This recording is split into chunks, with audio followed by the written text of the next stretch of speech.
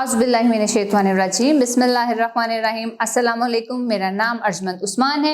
आज के इस वीडियो में आपको गौहर पब्लिशर की जानिब से खुशामदीद कहती हूँ। हमारा स्लोगन है redefining the geography of education through digital resources for conceptual learning. आज हम टैलेंट उर्दू जमात दोम का सबक नंबर 5 खोलेंगे और वहाँ पर मौजूद उन्वान सेहत और सफाई का मुतालिया करेंगे। प्यारे बच्चों, आपकी एलईडी स्क्रीन पर एक खूबसूरत सी तस्वीर नजर आ रही है।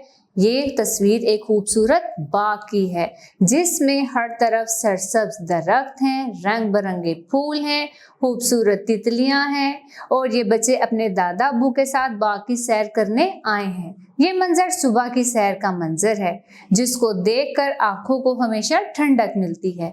सुबह के वक्त की ठंडी ठंडी हवा दिलो दिमाग को तरोताज़ा कर देती है। बाग में हर तरफ सफाई ही सफाई नजर आ रही है। माहौल को, अपने इर्द गिर्द की जगह को साफ रखना कितना ज़रूरी है, आज हम इस सबक में पढ़ेंगे और सीखेंगे कि किन बातों पर अमल करके हम खुद को और अपने माहौल को साफ बना सकते हैं। सबक शुरू करने से पहले चंद खास अल्फाज का मुतालिया करेंगे। सब बच्चे मेरे साथ ऊंची आवाज में पढ़ेंगे। सेहत, इनाम, नेमत, सरसब्ज, सफाई, महक। आज बच्चे अबू जान के साथ बाग की सैर को आए हुए थे। बहार का मौसम था। बाग रंग बिरंगे फूलों से महक रहा था। दरख्त सरसब्ज थे। एक तरफ खेल का मैदान था तो दूसरी जानिब बच्चों के झूले लगे थे। बच्चे खूब शरारतें करने लगे। खूब खेल तमाशा हुआ। खेल कूद कर बच्चे थक गए। ज्यादा खेलने कूदने की वजह से बच्चों को भूख और प्यास महसूस हुई। अब्बू जान खाने पीने की अशिया भी साथ लाए थे। जूस पीकर और फल खाकर बच्चों ने खाली डब्बे और छिलके बाग में जगह जगह फेंक दिए जिससे बाग गंदा हो गया। अब्बू जान ने ये देखा तो बच्चों को बुलाया और कहा, बच्चों ये क्या हरकत है? क्या तुम गंदे बच्चे हो? अच्छे बच्चे तो ऐसा नहीं करते। वो हमेशा अपने कपड़ों और जिस्म की सफाई के साथ साथ अपना घर, गली और माहौल को साफ सुथरा रखते हैं। अब्बू जान, बच्चों सेहत अल्लाह ताला की तरफ से बहुत बड़ा इनाम है। सेहत ना होती तो जिंदगी में मजा नहीं रहता। ये नेमत रुपए पैसे से हासिल नहीं होती बल्कि इन असूलों पर अमल करने से मिलती है जो सेहत कायम रखने के लिए जरूरी हैं। अंस, अबू जान वो कौन से असूल हैं जिन पर अमल करके सेहत जैसी कीमती नेमत हासिल होती है? अबू जान, बेटा सेहत और सफाई का चोली दामन का साथ है।